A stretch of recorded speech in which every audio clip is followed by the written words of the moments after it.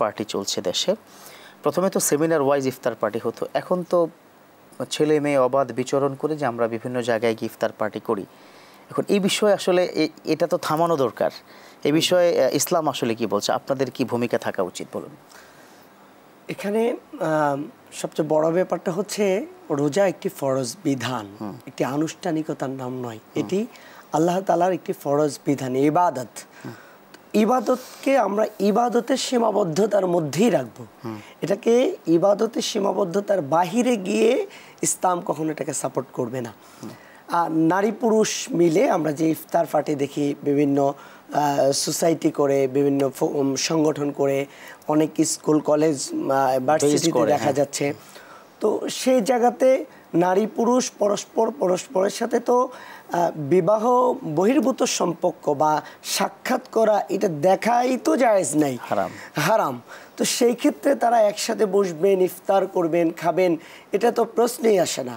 আর এই জায়গাগুলো থেকে আমাদের দায়িত্ব হচ্ছে যে প্রত্যেক মুমিন হিসাবে প্রত্যেক জায়গা থেকে কথা বলা এবং প্রতিবাদ করা, এই আনুষ্ঠানিকতার বিরুদ্ধে যেন একটি অবস্থান নেওয়া যায়, সবার জায়গা থেকে এটা বন্ধ করার ব্যবস্থা করা। না, আপনি যে রোজা সারাদিন কি রাখলেন, ইফতারের সময় অবাধ বিচরণ, পুরুষ মহিলা বা ছেলে মেয়ে অবাধ বিচরণ করে, সেক্ষেত্রে সওয়াব তো দূরে থাক, মানে গুনাহ কি পরিমাণ হবে সেটা হিসাব কষে করতে হবে আর কি।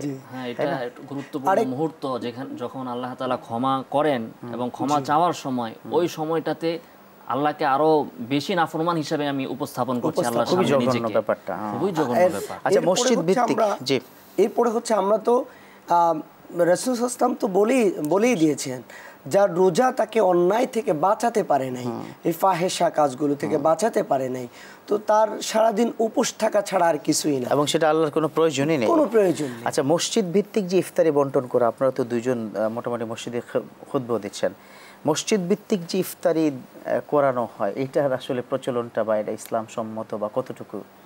আচ্ছা, আমরা তো হাদিসে এতটুকু পেলাম যে অন্যকে ইফতার করানো এটা অত্যন্ত গুরুত্বপূর্ণ একটি আমল। মান ফাত্তারা সাইমান কানা লাহু মিথলু আজরি, যে কাউকে ইফতার করালো ওই রোজাদারের সমান সওয়াব সেও পাবে, তার সওয়াব কখনো কমতে হবে না।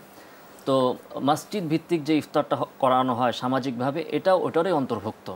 বরং দেখা যায় যে ঢাকা শহরে বা আমরা যারা ঢাকাতে রাজধানীতে থাকি, তো রাস্তাঘাট থেকে আরেকজনকে ধরে এনে আমি ইফতার আমার ঘরে করাতে পারি না, কিংবা একজন মুসাফির, সে এখন ঢাকায় কার বাসায় যেয়ে উঠবে, কাকে কোথায় পাবে?